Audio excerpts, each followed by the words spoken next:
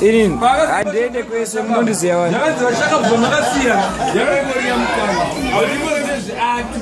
Ende zekana bakuku takatokanga ngokuna mkanya. Iwewe ni akayipa. Kila tia pressure. Boy Sam. Halo. Boy Sam kila tia akayipa. Akayipa.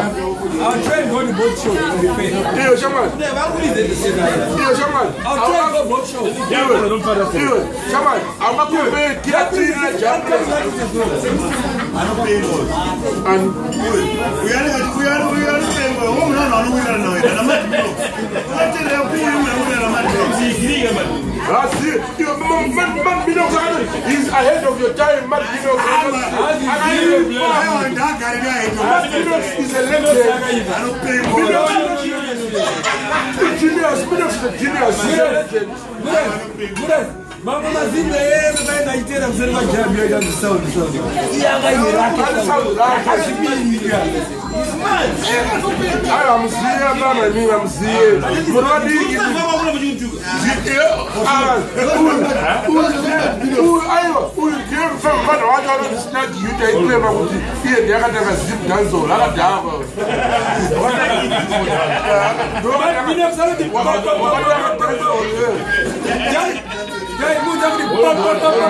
Very great food. Shake my settings. What do I say?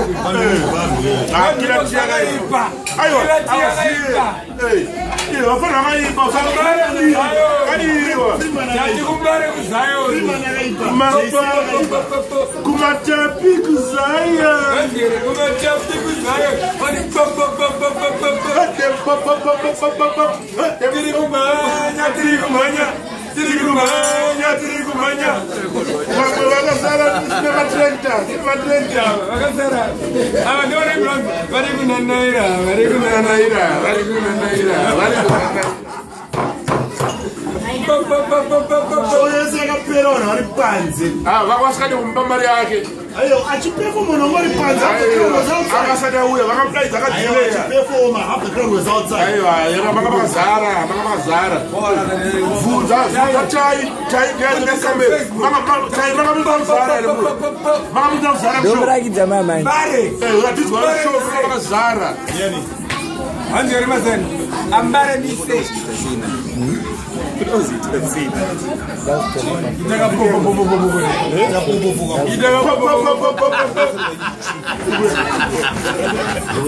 Don't worry, go for it. I don't this short thing. I think they're better artists than him. No, I never you can't say that. He's an upcoming artist. He needs final touches to make him the finished product. This is his best appearance in England. What do you expect?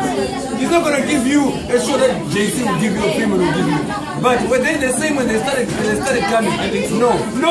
Don't say that. How? In what way?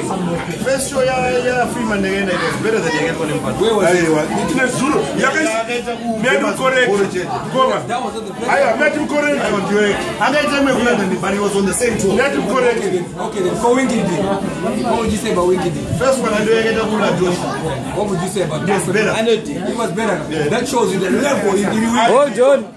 First show ya Winky D anga isirikula doche. Aiwa, do I get first tour again? No. Anga uya before. First tour again? No. Awite naro neni pa machuni. Amite naro neni pa machuni. Show ya kila team. He just was making a guest appearance. He just made a 30 minutes. He just made a 30 minutes cameo. He just made a cameo. But I'm not going to win and the happen is okay. Yes, I'm not disrespect him. My wife didn't pop up. I win and the he's getting exposure. He's being exposed. He was getting exposed. But when I was exposed, there was no difference. Because we know you. You are the other half of the audience that you fight.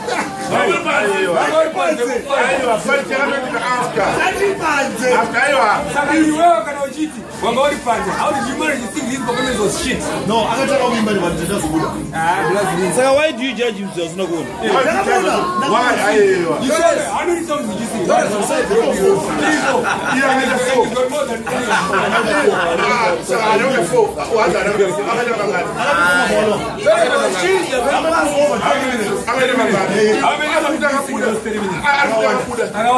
where were you?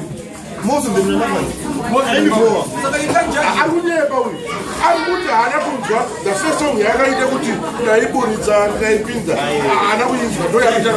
After stuff like that, let's say no more. Let's say no more.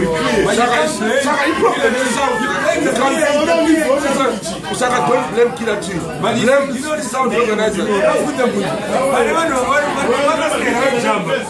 Those who know the songs, they were jumping to them. Even though the PA system was shit.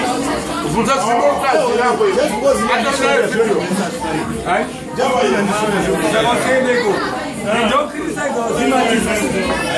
Don't criticize our Zim artists. Jabula Taura Makajwana Gupi.